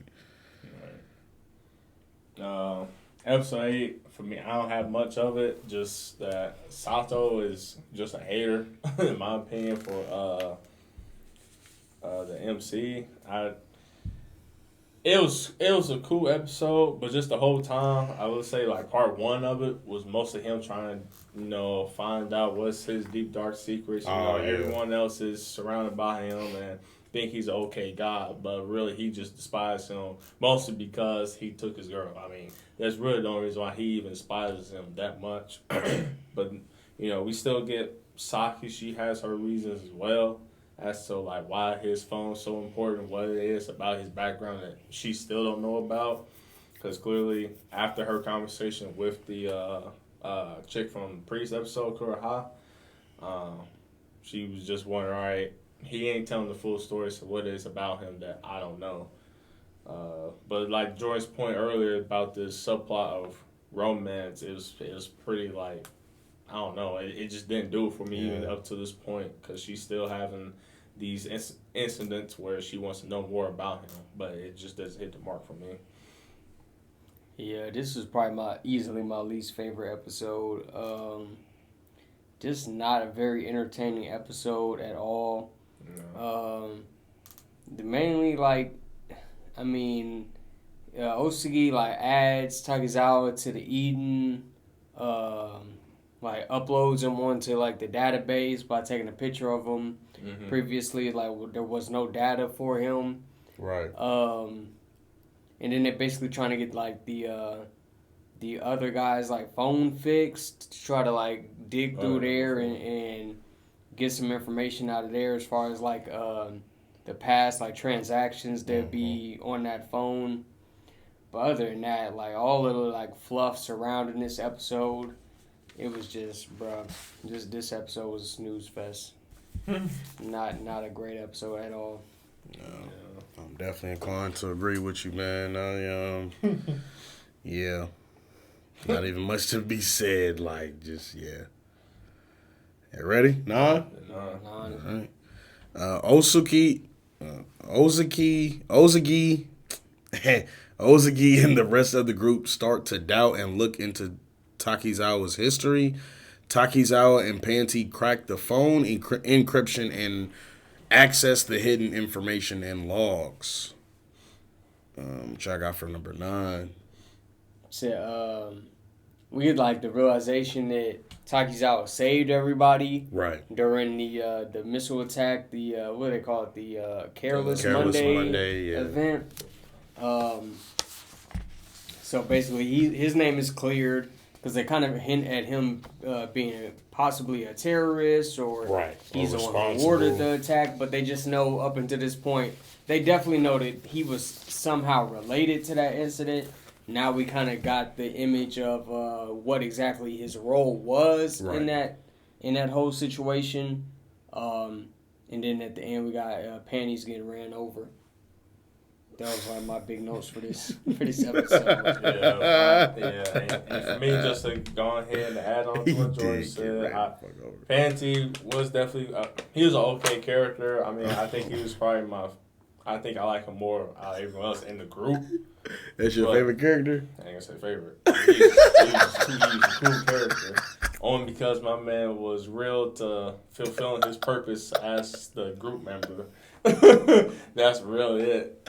I mean, my man. He was wrong. I mean, he for sure. Yeah, no, like I said, pretty well. I mean, I thought it would be weird, but he wasn't. Weird? He was cool. Yeah, like he was a cool character. Yeah, he was an okay character though. I was pretty shocked by the fact that number one and his accomplice is just sitting out in the car and just see him casually running out, losing his footing with the phone, and just says, "Yeah, we need to just run him over with no context at all." And we see him in slow motion gets ran over into a ditch and his head in the water. It's like, bro, what was the reason for it though? Like y'all could easily just got out the car and said, "Hey, stop there. We need to talk to you about something," and just interrogate him there. But just to say the first option is to just run him over is wild. You know what I'm saying? So I messed with him. It's just unfortunate they did that. And then just to see the fact that he's laying there and they question him as if they just ran him over. And he's dying. Nah, that's he's dying right bro. there Nah, in the that's ditch. so funny, and then bro. we see a rose just fall from the tree, and he just laying there lifeless. It's like, yeah, it's just crazy to me that that's just how that episode went for episode 9. Because my man hadn't left the house and who knows how long. Like Bro, 2 years. Yeah, like 2 years. bro. And just to be like, Soon you know, as- I'm soon sure as in you the leave, mind, if that was me, just I should stay my ass in the house. 'Cause, like, Literally. that's literally what I would have thought if that was me. So episode 9 was cool for what it was. I mean, we do get information about the information that was on the phone from number 4 from the wall that they was trying to backtrack. Yeah. But all in all, it was an okay episode, informational episode, I would say. I'm still trying to figure out, like, bro had, like, the little top ramen, right? Yeah. So, like, he was on, like, a small budget. And his front door was left unlocked. And he had a glory hole in his bedroom door. Bro, So I'm still trying to put it's that a lot of together. questions to this nigga's character. Like literally, bro. The scene where they're going into the hidey hole, bro. I'm sorry, like it caught me off guard. I wasn't expecting to see him like bent over crawling in. And mind you, guys, he doesn't have any pants, so he's literally in tidy whities, about to crawl into this little subvert like hidey hole. That's cool. I'm not mad. When I first seen it, I had like watched it. I was like, "Oh my god, what are they on, bro?" I look away from the screen, cause I swear to God, I counted to like 7 or 8. I look back, bro. The only thing that's changed is he's no longer looking directly ahead. He's turned back, looking at Takazawa talking, but we still like see this nigga bent over. I'm like, bro, what are they on? Like crazy cinematic. Like vision for this show, like crazy. Yeah. Oh man. Yeah, that was funny. Yeah. All right, y'all ready? Yeah. All right, man. All right, episode 10. Takizawa learns Mr. Outside's true identity from Selasau number 1. He also learns that some of the remaining Selasau are planning an even greater attack on Japan, which I got for number 10, man. I like the title card in this episode specifically. I think all of them are done, at least decent. Yeah. They add a little something to the show. A lot of information we get dropped on us this episode. Hints that the Game Master could possibly be dead. Number 1 is ridiculous the way he explains how he found out the identity of the Game Master. Oh yeah. With the wordplay on the name. And then at the end, he takes him to the little hideout or whatever, to the little company office that they was at, and they basically want to do another Careless Monday event, but with more missiles now, thinking that if they put Japan in a place of turmoil or whatever, or a rebuilding state, that Right. people will come to appreciate the small things more than just trying to have this society that's so, just wanting to get everything perfect. They're so obsessed with perfection and everything is already so, all the small things or whatever are already going so well for them that they don't even worry about that. They just worry about like overworking people and trying to achieve perfection. So trying to kind of like, bring them down a notch. As far as episode 10, this episode definitely was a bit like anticlimactic for me, just because I feel like kind of like at what you hinted at as far as like Mr. Outside's true identity.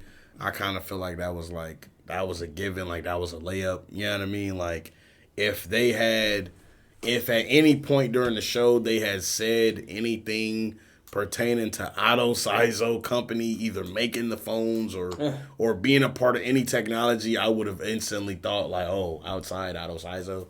But other than that, I feel like as far as their plan for, the extra missiles, it definitely threw me off. It seemed like, to me personally, it seemed like kind of lazy. Like, I don't know. I just feel like I could see the writing on the wall for the ending, and I felt like it was kind of too convenient. Like it wasn't set up well, and it was just like they had like, I don't know, like either were running out of time or like was like wrote themselves in a corner and was like, we'll just bring those missiles back. But you know what I mean? I'm like, up until that point, I don't know how prevalent, and like I said, I don't know how prevalent like being overworking culture, or like I guess just like the bad effects of being overworked. I don't know like how prevalent that is in Japanese culture or how prevalent it was in their culture at this time, that like whenever this was being created. But the show doesn't really like capitalize on that or harp on it at all. Like it's not a reoccurring theme, I feel like. So to have one of the, to have one of the last Selasau be, like that be his entire motivation of like, and him like even claiming responsibility for the first attack. Like, yeah, I did this before because I wanted people to pay, after my parents were overworked to death, and him basically double down and now and saying like, all right, we about to try it again. I'm about to send even more missiles to make people pay. It just kind of seemed like, it just kind of seemed like they just threw an antagonist at us and like kind of just threw like an end goal. Like, all right, bro, stop these missiles. But like we said, there's really been no build up to that. We haven't really been seeing that as a reoccurring theme. And even like Takazawa makes a point and says like, nigga, this shit, like he even asks him like, have y'all thought this out? Like this doesn't make sense. Like how does this coincide with the goal of the game? How does this coincide with you trying to bring people together? How does this coincide with you being mad people are overworked? I'm like, you feel like everybody in society works too hard, so you gonna destroy their shit? That doesn't really make sense. Like, so I don't know. It just kind of threw me off. But yeah, that's all I have for this episode. Yeah, they pretty much covered what I thought of the episode and what was given. We do see a little bit from Saki in the game, going back to the facility and seeing the markings on the wall and these phones that was from the 20,000 people that's locked up. And we just see them actually trying to dissect, all right, Takizawa, was he really a bad person, or there could have been another meaning as to why he did this from Saki's perspective, just because Takizawa doesn't seem like that character to begin with. And after that, I don't really have much else other than we see a carrier bringing in containers full of, I call them the naked bandits, just showing up and getting ready to wreak havoc pretty much because they're coming back from their 3-month hiatus from being stored away, I will say.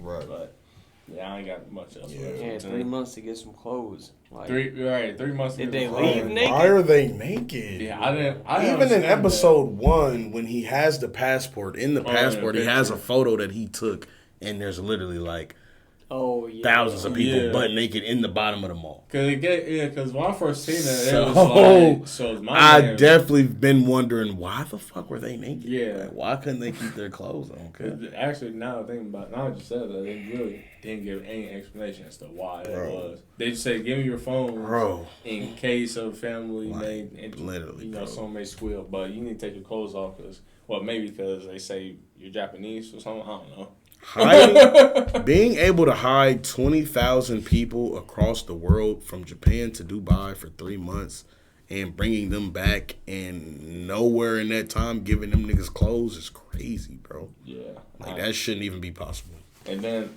because I don't think they really said where they had them at. Were they in the Yeah, containers the we're whole time? Dubai. No. They said they were in Dubai because remember that one dude that, like, came back and he basically was like, hey, I escaped. Like, you feel me? He was like, hey, you shipped us to Dubai, bro. We was looking for you. You ain't say nothing. And then so I just assumed that he escaped. And then all these people were people that, nigga, they didn't get away. They were still in Dubai. They were still naked in Dubai.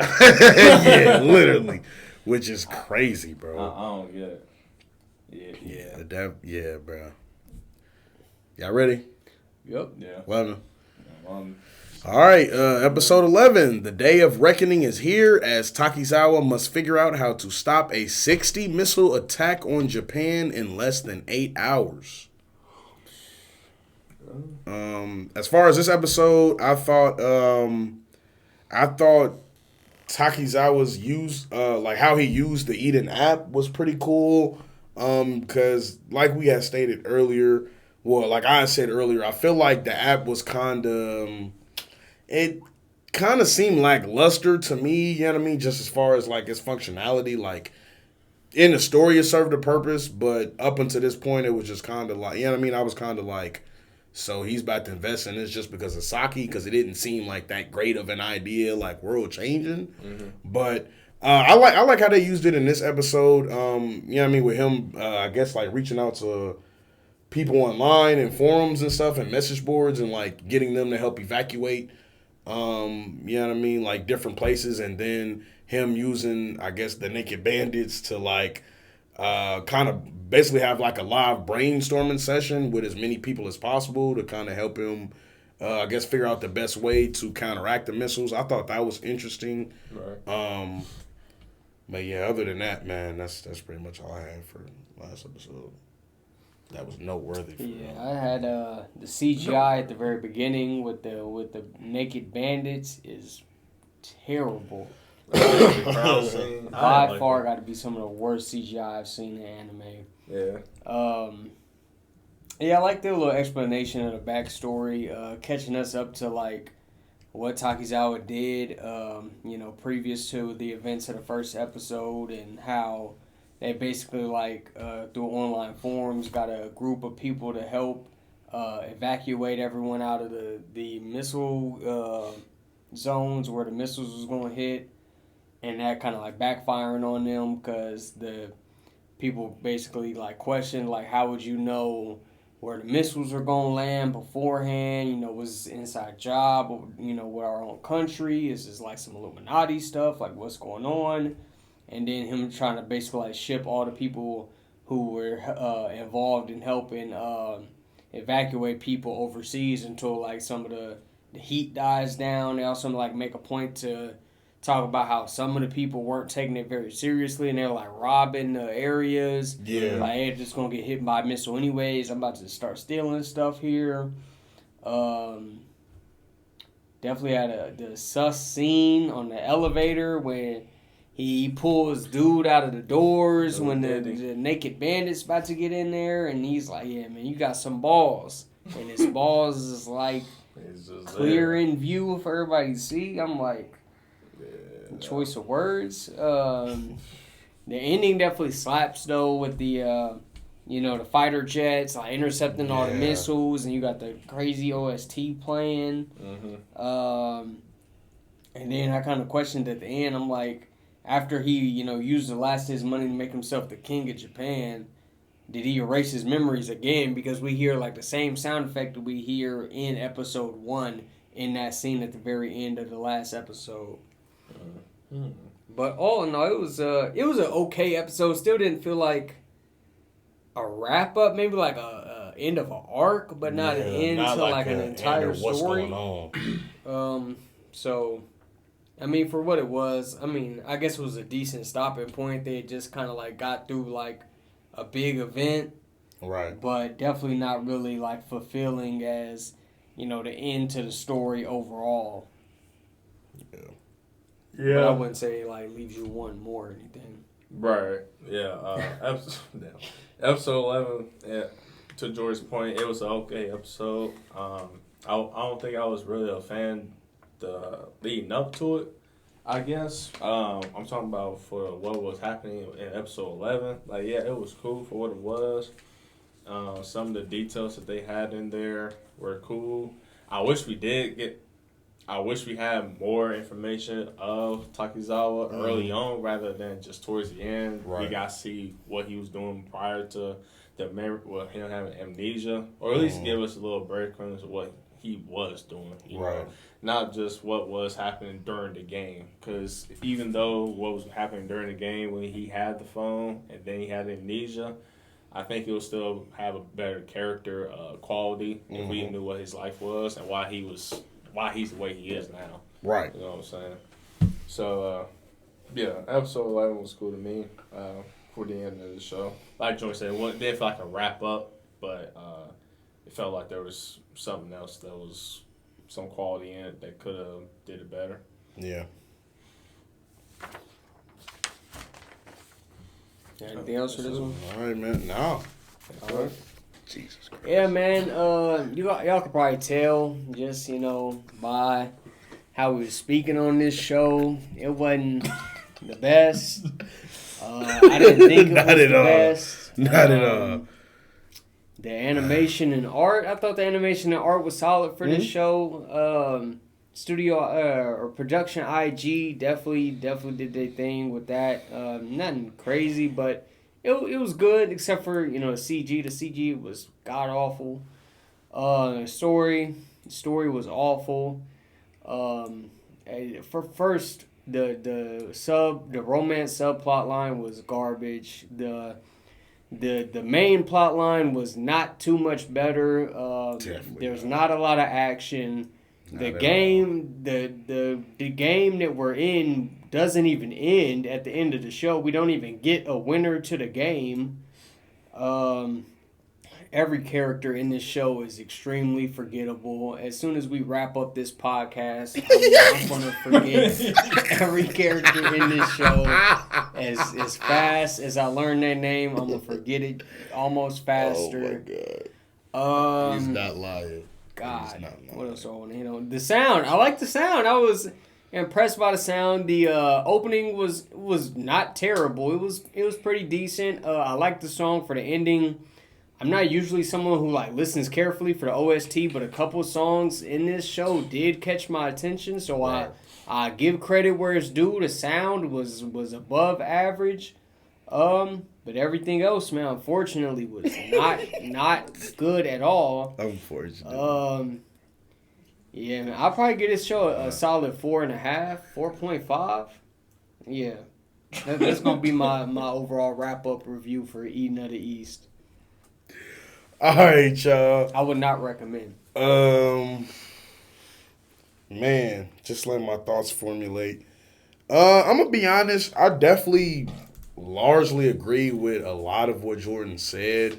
Like I had stated to the guys off stream, this show was very mysterious to me, but it wasn't very interesting. I feel like, kind of like Jordan said, I feel like the romantic subplot was subpar. I feel like the main plot wasn't really much better at all. I feel like him having amnesia was kind of unnecessary. You know what I mean? Our main secondary characters, like that whole friend group, is a bit unnecessary. There's not a lot of, like I said, there's not a good reoccurring theme.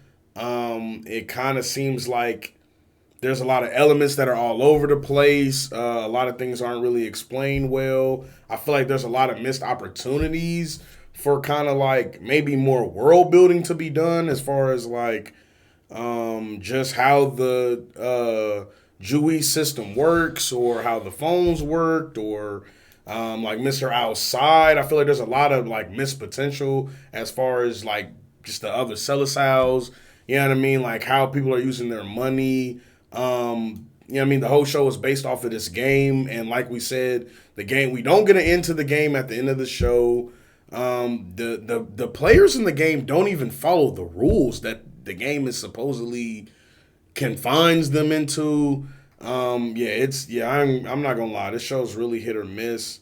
Animation was all right. I'm not a big fan of OSTs or soundtracks like that. Usually doesn't catch my eye. So even though I can admit that they're like the OP was cool and there were like different moments where I thought the sound was done well, that's really not gonna win brownie points for me for real, because I don't really pay much attention to that, to be honest.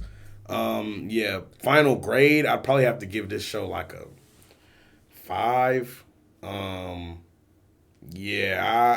could see this. I could see you enjoying this show, I guess, if you're like a first time, or not even first time, but like if you're new to anime, like you haven't really seen a lot of different animes, you might find some things about the show that you enjoy. Like I said, there are some things that I thought were cool, as we talked about throughout the show, just, you know what I mean, how different people spent their money, different things like that. There were some things I found interesting about the show, but overall, as I look back, I had a lot of problems with the show, and it wasn't. This definitely isn't one of my favorites. Well, Kendrick said, man, I hate the way that you walk. I hate the... Nah. For me, this show, I don't know where to start. I really don't, you guys. It's not... Okay, let me break down with the characters. The characters was mid. I mean, like George said, I can easily forget them about as fast as I first seen them, man. The plot of the story, it was okay at best. Sound, I didn't really care for the sound. Matter of fact, I didn't listen for the sound. I like the open. Open is really damn good. That's just me. The some of the episodes were hit and miss.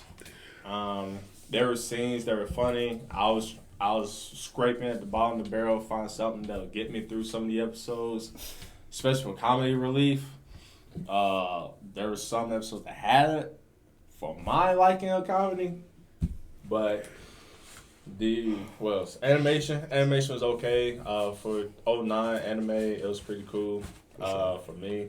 CGI for Jordan Point, I really didn't even hate it. I didn't even like it. It was just CGI to me. I did notice off rip when I seen the cards that there was going to utilize CGI. I didn't know how much of it they was going to utilize. Oh, okay. Like Demonic and Quisco. Yeah. Like that one, that CGI, it wasn't bad, anything like that one. Yeah. But it was just okay at best. For the ending of the show for this season 1, it's an open book for any other possibilities. For I guess there's another season on OVA movies that can fill us in for what's gonna happen towards the end. Will I check that out? TBD. What else? I'm not trying to be funny, you guys. This is just how I feel about this. That nigga really meant to say hell no.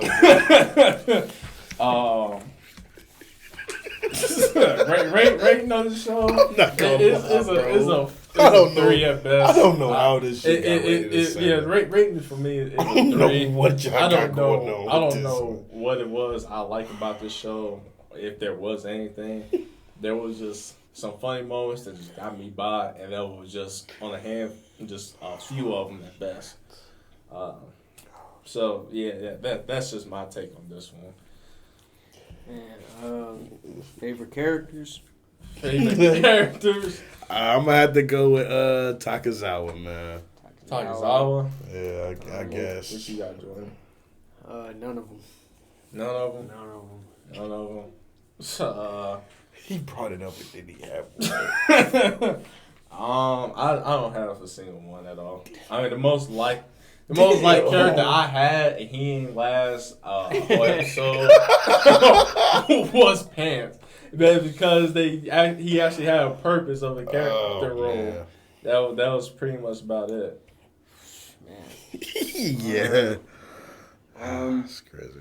Can't get out of this review without asking this question. What would you guys do with the money, man? If you guys were in this situation, what's your plan? Oh, that's a good question. Honestly, I'm trying to think. Rough estimate, 10 billion yen. That's like what? A couple hundred million?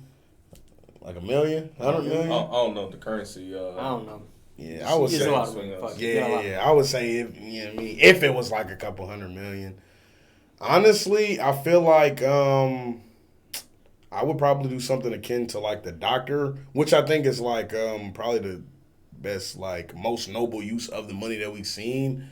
As far as just, I feel like with the money, I would probably either try to do something humanitarian, you know what I mean, as far as like helping communities or, you know what I mean, I don't know, just like giving people resources or like better education, like whatever problem that, you know what I mean, I would find a problem that I feel like is, I guess, like deep enough or big enough to really like devote those resources, and I would just try to make a difference and then do what he did and like try to basically like lobby and create policies so that, you know what I mean, like although you're helping, like whatever help you do, it'll be kind of set in stone. It won't be like, you know what I mean, it won't be like commercialized or like perverted or, you know what I mean, like just like manipulated in a way, but like just create something that helps people and then create laws to kind of keep that self-sustaining so that it actually like will continue over time, I guess. Mm-hmm. All right. I'll probably use, the money, like just to say it's like for our country or whatever, probably go into like rough areas and try to like clean them up and, build better infrastructure and create like, community spots where people can like come together and do something productive, like, a gym or a YMCA or like a little community center, give people stuff to do, probably something along those lines. Sure. Yeah, my vision would be pretty much aligned with these two gentlemen as far as helping the communities go. As far as our nation, helping the lower class individuals, mostly helping education in schools and stuff like that. And I would say for animals as well, infrastructure. I would say this country, if we know anything about our infrastructure, is pretty much it's in a lag compared to all these other ones. There's like Japan, Sweden, places like that. They have far better infrastructure than we do. So that's something I would heavily invest in. And like you said, communities and humanitarian other activities as well. So that would be what I would do with the money if I had. Sure. All right. Well, that's Eden at the East, man. Guys, let us know what you thought in the comments. As far as what we got for next week, man. Boy, what is it? I got a nice little shonen show for us, man. Okay. That little new generation shonen. All right. The best new generation shonen, man. I'm watching the first manga canon 24 episodes of Boruto: The Next Generation. No, you're joking, right? No, he's joking, y'all. No fucking way. Yes, sir. No way this nigga's about to make me watch Boruto. Boruto? We're fighting. We're watching the first 24 episodes, the first 24 manga canon episodes of Boruto, man. What is that, episodes 1 through 24? No. It's like episode 31, then like 49. It's a lot of filler in Boruto. But you guys go ahead and give your thoughts. You have to go ahead and put us. I go through. Only thought I got is this nigga is bugging right now, bro. Obviously, I love Naruto, man. Naruto Shippuden. I grew up watching it. It's one of the first, animes that I like sat down and went through and watched. So it's always gonna have a special place in my heart, man. There's definitely mixed feelings about Boruto. I personally haven't seen a lot or any of it at all. Off the things that I've heard, it doesn't sound like it seems to do a good job of like carrying that torch as far as like the Naruto legacy. I've kind of seen some things that interest me as far as like the newer generation of characters, but overall, it was never like I've never heard about it talked in a good light or you know what I mean, like reviewed well to the point where I thought like, okay, yeah, I might need to watch it. I've never felt that way. It's always like I hear it's disappointing and I just take it for what it is. Yeah, interesting. Well, when it first came out, I think I didn't watch it at all, but maybe there was a fight that happened in the anime that I actually picked up watching it. So I probably made up to episode 15, 16, but I think I dropped it because I didn't know how far we gonna get to that point. But also when I learned that Naruto and some of the older gen characters weren't in it as much, well they were, but they're not pretty much the starlight of the series. It pretty much just kind of like gave me a sense of falsehood of what I was going to watch and what I wanted to see, because the fight scene specifically I seen would have me wanting more of it. But but no, to what T said, to his credit, when it first came out, that's how people perceived it. It wasn't as good as the Naruto Shippuden series. The action, the reason that they had developed the ninjutsu that they use, and we seen that Boruto use when I found out he heard when he used a device that can use ninjutsu, I immediately had so much hatred about it. No way you and just I said swear that. No way that's a real thing. Yeah. Not a joke or something? Huh? Is that a joke or something? No. It's in like the little tuning exam. Their tuning exam arc, basically they go through like this arc where the scientist like gives like Boruto the scientific ninja tool, and he like uses it to cheat in the tuning exam. But at the end, like Naruto catches him and he learns like, this is not ninja. A real ninja. And then after that, he learns to like act. I mean, he does know ninjutsu before then, but he starts practicing his ninjutsu, and like Sasuke becomes his teacher and shit. So but it does exist like that. It does. Yeah. There is like an arc. When I first caught wind of that's when I straight up chewed out the Boruto series, and I was like, I don't understand why you guys would even do that. But as I got to that episode, or I may see a clip of it, found out when I found out that this not actually gonna be used for the rest of it, it's like, okay, cool.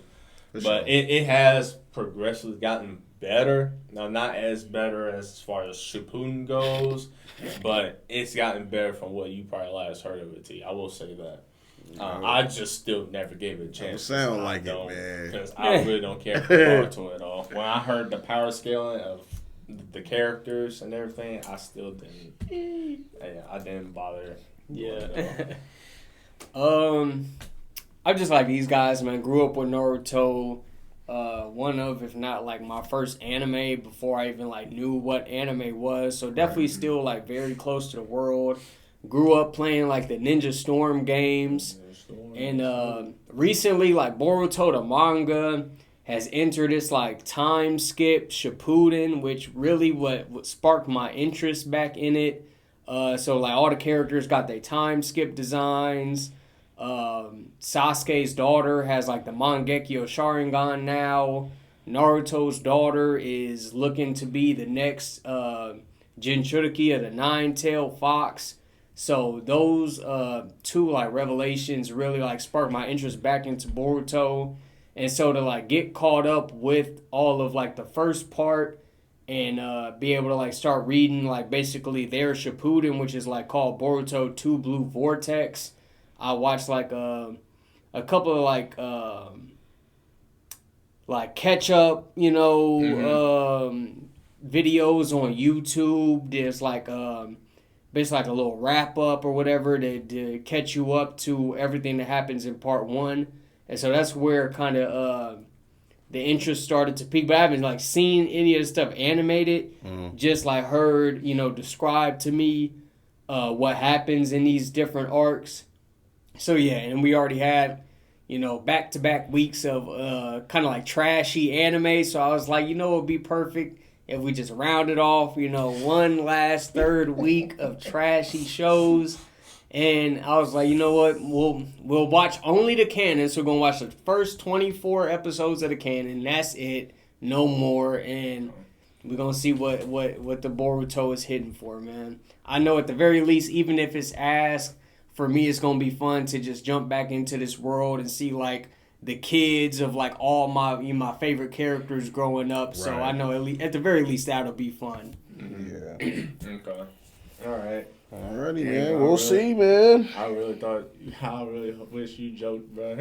Man. Oh, but he said, bro, talking about, nah, Ain't he gonna lie. mean Demon Slayer, right? He so elegantly explained it that I'm kind of interested. But if it's ass, I'm gonna be mad. Oh, it's what everybody says. We Yeah. gonna go in with open mind. Yeah, See how it is. Nah, I'm doing. I already kind of know what to expect. I'm just getting myself Aren't you together. ready I to hope see to be pleasantly surprised. Metal though. Lee? Huh? You want to see Metal Lee, right? Metal Lee? Yeah, that's Rock Lee's son, Metal Lee. No way, you're joking. That's bro the name? That's his name, Metal Lee. Get the fuck out of here. Instead of Rock Lee, it's Metal Oh Lee. my god. This new generation, bro. You're Yeah. not gonna beat, bro. Nah, go All right, then, y'all, man. Let us know what you guys thought of Eden of the East, man. What did we get right? What did we get wrong, man? Like, share, subscribe, man. We got the link to Otaku Perspective social medias down in the description, man. Follow us there for any updates. But all that being said, man, Otaku Perspective signing out. Well, you rose in my city. I know it gets cold. So tired of these stories going on.